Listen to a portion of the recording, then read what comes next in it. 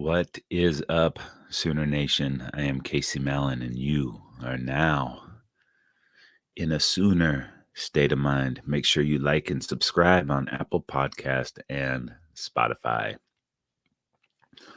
The holiday season is off and rolling with NFL in full stride and the NBA and NHL hitting midseason form. BetOnline is your number one destination for all your sports wagering info. With up-to-the-minute sports wagering news, odds, trends, and predictions, BetOnline is the top spot for everything pro and amateur sports. And not just the Big Four. BetOnline has info available at your fingertips with both desktop and mobile access at any time for almost any sport that is played, from MMA to international soccer. Head to BetOnline today and remember to use our promo code BELIEVE for your 50% welcome bonus on your first deposit. BetOnline, where the game starts. Sooner state of mind, family. Happy post-Thanksgiving. I hope you all had a wonderful holiday with family and friends. I sure did. I crushed so much good food and I watched a ton of football. Much like my normal life, just more food. And I mobbed around all day Friday, feeling like it was a Saturday, scumbagging an extra day for the long weekend. How sweet it was. The triple header of NFL on Thursday was awesome, but having the Sooners play on Friday was totally awesome. And the Sooners did their thing, smashing those TCU Horned Frogs 69-45. A little bittersweet, as we will get to, but for now, let's focus on these Sooners. Senior day, and we got a pleasant surprise early on finding out Dylan Gabriel would be playing in this game. It would have sucked for the senior to miss his final home game, and it might have sucked for the Sooners too, because DG balled out 24-38, 400 yards, 3 touchdowns, 1 interception. He also had 7 carries for 36 yards and a touchdown. He was sharp, took it out on the TCU defense early and often. Opening drive for the Sooners, DG over the top, Nick Anderson, 50 yards. 2 plays later, Gabriel runs it in. Sooners up early. DG attacked the Frogs deep throughout the day, connecting with Anderson, Gibson, and Thompson, all for gains of at least 50 yards. Big play was on full display. For TCU overall, I thought Josh Hoover played really well. He did miss some throws and pressure forced some bad plays, but overall, Hoover, 32 of 58, 344, 4 TDs, and an interception. When you have to throw the ball 58 times, it's tough to have sustained success. And especially with the pressure the Sooners had, they hassled this cat all day. He did hit some timely throws and was able to create some chunk plays. And even though he only had 4 catches on the day, it felt like way more. But JoJo Earl was dominating early, 4 for 94 and a touchdown on the day. Hoover had 10 different receivers with at least 1 catch. But their most dangerous player on the day, Amani Bailey. This dude was electric. 21 carries for 150 yards and a touchdown. That's over 7 yards a carry. It's back-to-back weeks. We've seen this Sooners defense gashed for at least 7 yards a carry. He also added 4 catches for 24 yards and a receiving touchdown too. Very dynamic playmaker in Bailey, but even so, the Sooners were cruising at halftime. Third quarter was when it started to get a little interesting. TCU sandwiched a Dylan Gabriel interception with touchdowns to get it down to a 2-score game. Squirming a little bit, but Sooners with the 4th and 1 at their own 34. Squirming a lot right now. But DG keeps it. He goes for 40 yards on the 4th and 1. 2 plays later, Gabriel to who else? Come on. That's right. Drake Stoops, touchdown. And I hate to say these words, but Stoops in his last home game, he goes 12 for 125 and a touchdown. In his last 4 games, Drake Stoops, 38 catches, 486 yards, 5 touchdowns, with a lot of those catches coming when the Sooners needed them most, consistently moving the chains. The bigger the moment, the bigger the play for Stoops. He will go down as one of the most beloved Sooners ever. Book it. He is. And it's not just because Pops is a legend. This dude carved out his own legacy, and it's been awesome to watch. Worked his tail off, started as a walk-on, and now you see 38, 46, 5 touchdowns for November. Pretty awesome. Sucks to see this dude bail. Another guy with a chance to carve out a huge Sooner legacy, Gavin Sawchuk. And had this dude been healthy all year, no telling what kind of season he would have had. Even so, with the slow start, dude has 4 straight games over 100 yards. And in those 4 games, 71 carries, 483 yards. That's almost 7 yards a carry. Oh, yeah, and 5 TDs. Future looks very bright for the redshirt freshman. Also got to give it up, excuse me, to the O-line too. They were dominant against TCU, giving Gabriel all day in the pass game. And there were several runs that our backs went untouched, drive blocking, clearing lanes. I was thoroughly impressed with the way these guys played. And you got to throw Stogg in there too. He's been a major part of the success and growth of the run game. His blocking has been outstanding. I think he's worked his way into a late round draft pick, but at minimum, an undrafted free agent. He'll catch on with the team in camp for sure. Either way, I think there's a lot to be excited about with this offensive line moving forward. They really gelled late in the season, and you saw the blocking schemes hitting at different levels down the stretch. So I know we're going to lose some guys, and we'll get into that later on in the offseason, but love the way these guys came together late. Defensively, not the best day for the Sooners. Back-to-back weeks of getting run over. I mentioned the yards per carry. Last week, it was Aiden Robbins, 22 for 182, 8.25 per carry. And this week, Amani Bailey, 21 for 150 and a TD. That's over 7 yards a carry. Well, maybe that is progress because it's less total yards and less yards per carry, but it's still not a good trend. Sooners were good at getting pressure on the quarterback. Only 1 sack, but they missed him a few times when he was dead to rights. And he should have been sacked way more than that. But even so, they were constantly in his face, forced him into several poor or hurried throws.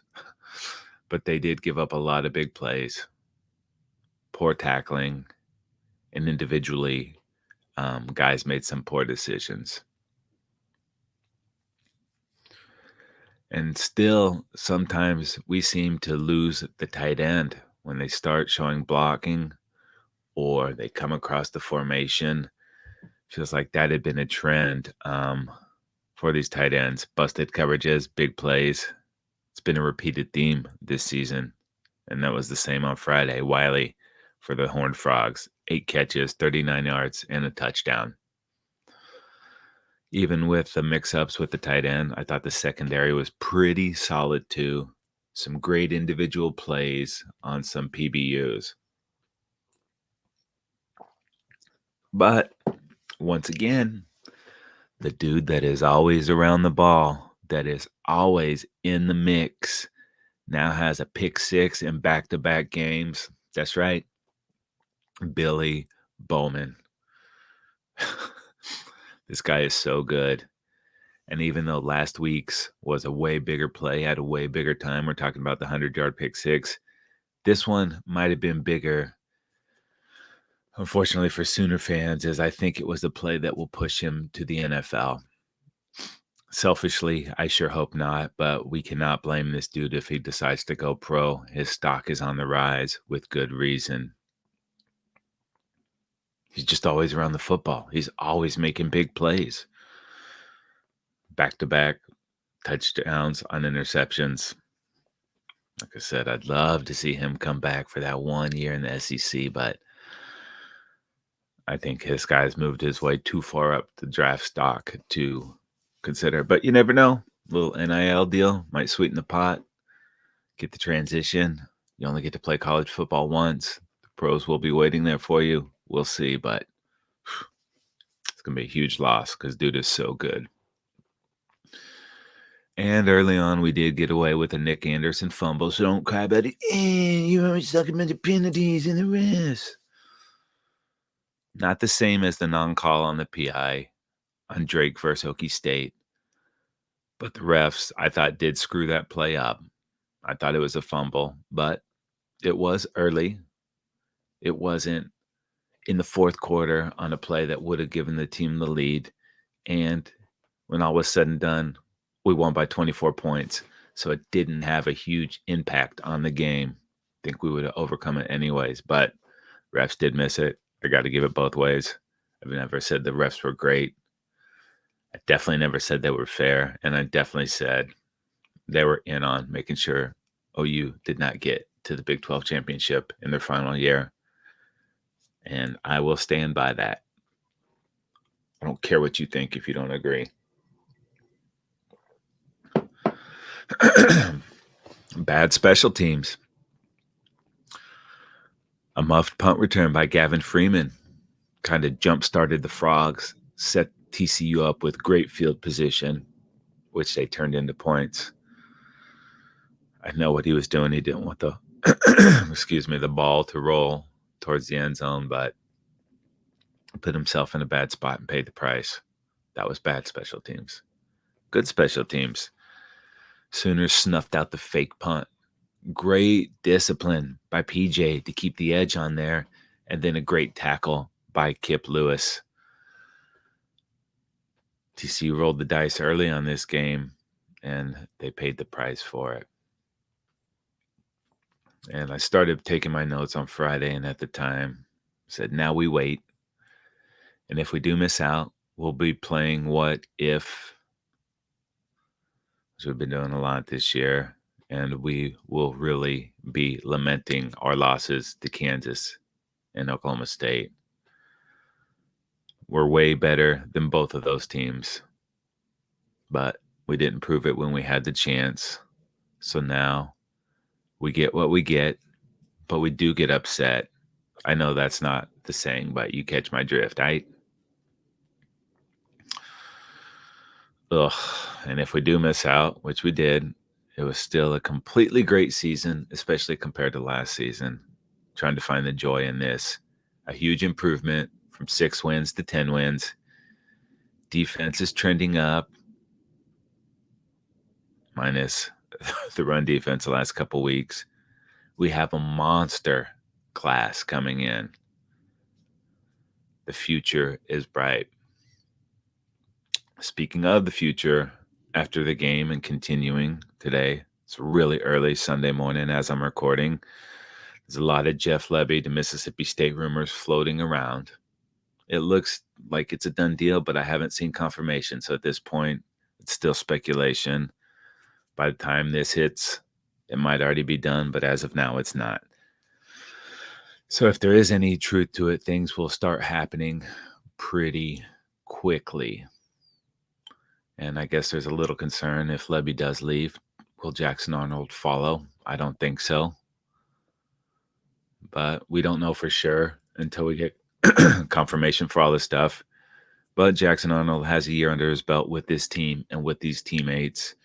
And he knows how good this team can be. I think that would be enough to get him to stay. Although it's brushing up some Caleb PTSD. But I think and I hope JA stays, and I fully believe he will. If Lebby does go, which it looks like he will. Well, we hoped we might get some help from Texas Tech, but they were no help at all. Red Raiders got smoked. Texas ran over those turkeys for 300 yards at over 7 yards a carry, added a block punt and a block return, punt return for a touchdown. Texas rolls. And it looked like BYU was going to do us a solid. Excuse me. Sorry. But they did just enough to string us along into overtime, only to fall short 40-34. Here's my rub with this. The Cougs were up 24-6 at the half, but in the second half, they kept throwing the ball on first down. Most of them falling incomplete. They didn't shorten the game with that huge lead. Gave Pokes the time to come back. In the third quarter, it should have been a handoff to start every drive. Start wearing that clock down. You stopped it with those incompletions and gave OSU enough time to get back in the game. Also, only 4 second-half carries for Aiden Robbins. First half, this dude was 12 for 65, and they totally ignored him in the second half. We saw what he did to the Sooners last week. I just told you, 8 yards a carry, was moshing all over us, and they took him out of the game plan to have the young quarterback throw. I thought that was a huge mistake in how they wanted to play the second half of that game. And OSU took the opposite approach, and they fed Gordon because they had time to. Comes back to that. 34 carries, 166 yards, and 5 touchdowns. And then in the second overtime, Isaac Rex fumbled to seal the deal. And even with those shit calls, I still can't believe we lost to this Oklahoma State team. It's infuriating. We deserve what we got because of that, and it still stings, but we did it to ourselves. Too many mistakes. We let a poor team hang around and beat us. I feel like Tech's ass, 2 S's, is going to smoke Okie State next week. And I'll see how they hang in that thing. It should have been a rematch, Red River rematch. But it is what it is, and we'll get more into that later in the week. Speaking of bad coaching decisions, this one makes me crazy. Bama escapes Auburn 27-24 on a last-second game-winning touchdown pass from Milroe to Bond, Isaiah Bond, on 4th and goal from the Auburn 31. You know why Milroe had time on the play? Auburn rushed 3 and dropped 8. This play makes me freaking crazy. That is how you lose a game. Milroe had a good 10 seconds to find Bond, which he did. And Auburn goes home a loser. I hated it then. I hate it now. No pressure. Make dude make a decision. Made it too easy for him, and he burned you. Send pressure. Why are you dropping 8? Is that guy going to run 30 yards in? If he tries, you have people. Stupid. Ward Damn Eagle was good enough to win, and coaching did them dirty. Brutal. Back to Friday night, Oregon dominated Oregon State. Ducks pounded the Beaver 31-7, and it wasn't even that close. Beavs, 53 yards rushing on 24 carries, 2.2 per. Bo Nix, 33 of 40, 367, 2 touchdowns, 0 interceptions. And this Oregon team is good. They look really good to me, and they seem to be getting better. Both them and Washington are playoff worthy regardless of what happens next week. But that Pac-12 championship game is gonna be insane. Speaking of Pac-12, UW will be rolling into Friday night's Pac-12 championship undefeated. The Huskies got yet another scare, but did just enough to beat Washington State 24-21. The game was tied at 21. Huskies D got a stop, and Michael Penix did the rest. Although the Huskies did go for it on 4th and 1 from their own 29 with just a minute 15 left in the game. Huevos gigantes. And turns out that was a pretty good decision as they picked up 23 yards on the play, moved into field goal range, and Grady Gross, good from 42. Huge game next week.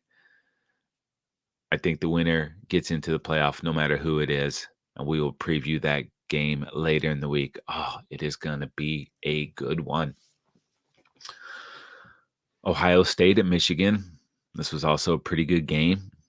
Came down to the wire, but the Wolverines were a little too much for the Buckeyes, and Michigan gets the Harbaugh-less win, 30-24.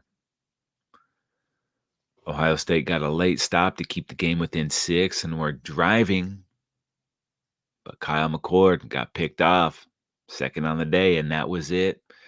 Michigan moves on to the Big Ten championship game against Iowa.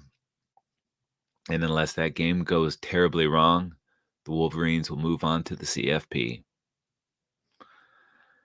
The nightcap, Florida State at Florida. No Jordan Travis, but still undefeated. The Noles trying to prove they belong in the CFP. And the way this game started, it didn't look like they do belong as they were quickly down 12-0. But early third quarter, Florida State gets the lead at 14-12 and adds to it, outscoring the Gators 10-0 in the fourth quarter.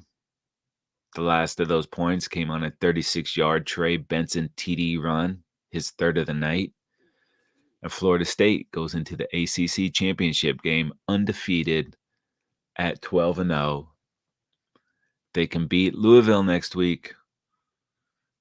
Can you keep an undefeated team out of the playoff? I don't know how you do that, regardless of who the quarterback is. We shall see. Some great championship games next week, but it's hard not to be disappointed with where the Sooners team could have been.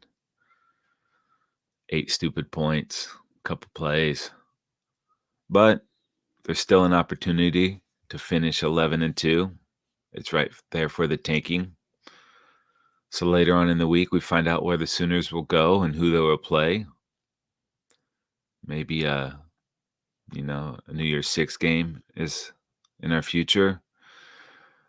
We'll also preview what happens or doesn't happen with Jeff Lebby, if he's going to Mississippi State or not. If he takes any of the coaches, if he does, if he takes any of the players. We'll get into all of that stuff, and we will also preview all the conference championship games. Head on over to Believe.com. That's BLEAV.com. Go to shows, type in Sooner State of Mind, and you are locked, my friends. Ton of great content, every team, every topic, everywhere. Believe.com. If you want to watch Sooner State of Mind, head on over to YouTube and search the Football Dudes. We are there.